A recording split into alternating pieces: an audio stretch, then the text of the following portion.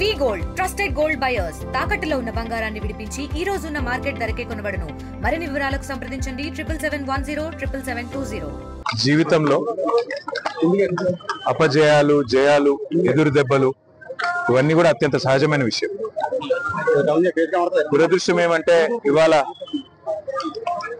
BRS పార్టీలో ఒక ముఖ్యమైన కుటుంబ సభ్యుడు, మా సోదరుడు, సిరిసిల్ల నియోజకవర్గంలో మొదటి నుంచి కూడా నిబద్ధతతో పనిచేసిన ఒక సైనికుడు కుంటయ్య గారు మరి మొన్న నాకు కష్టం వచ్చినప్పుడు, నేను ఏసీబీ వాళ్ళు నన్ను విచారిస్తున్నప్పుడు నా కోసం హైదరాబాద్ దాకా వచ్చి సాయంత్రం దాకా అక్కడనే ఉండి నాకు ధైర్యం చెప్పి, అన్నా నీకేం కాదని చెప్పి మరి రాత్రి ఇక్కడికి వాపసు వచ్చి ఏమైందో తెలియదు, రాత్రికి రాత్రే ఆత్మహత్య చేసుకున్నాడని తెలిస్తే ఒక్క నిమిషం మనసు కకావికలమైంది.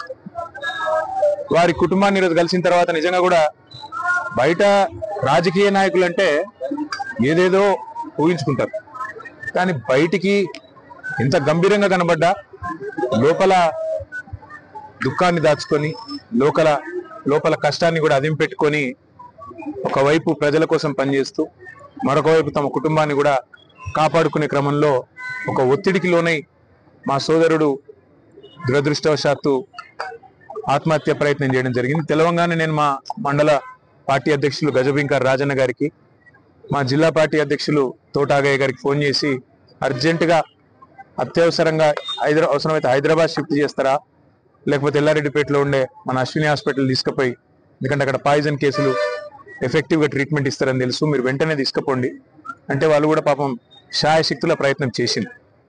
దురదృష్టవశాత్తు కిడ్నీలు ఫెయిల్ కావడం, దురదృష్టవశాత్తు కుంటయ్య గారిని కాపాడుకోలేకపోవడం జరిగింది.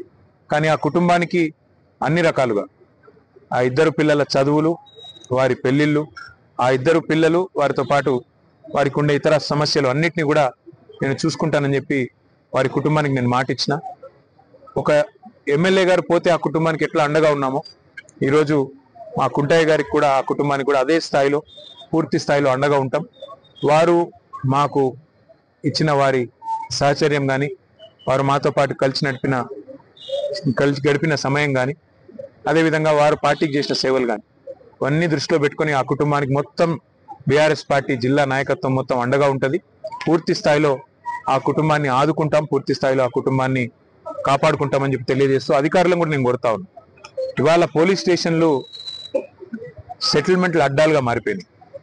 పోలీసులు అదేవిధంగా ఇతర అధికారులు ఒకటే పని పెట్టుకున్నారు, కాంగ్రెస్ నాయకులు ఏం చెప్తే అది చేయాలా అన్నట్టుగా విచ్చలవిడితనం ప్రదర్శిస్తా ఉన్నారు. ఇది మంచిది కాదు.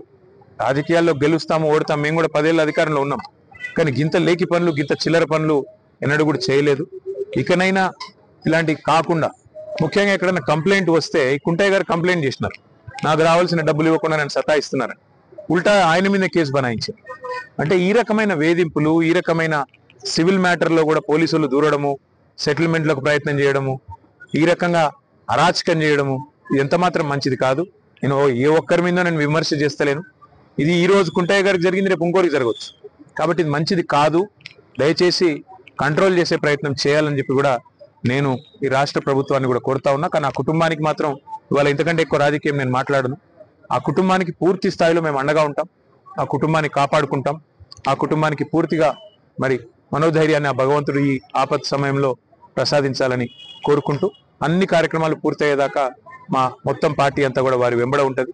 పెద్ద కర్మ జరిగేదాకా కూడా మొత్తం ఉండి మేమే చూసుకుంటామని చెప్పి కూడా తెలియజేస్తూ మరి వారి ఆత్మకు శాంతి చేకూరాలని మనస్ఫూర్తిగా భగవంతుని ప్రార్థిస్తాం. ఇండియా పాకిస్తాన్ ఉద్రిక్తతలపై లేటెస్ట్ అప్డేట్స్ కోసం డౌన్లోడ్ చేసుకోండి RTV లైవ్ యాప్.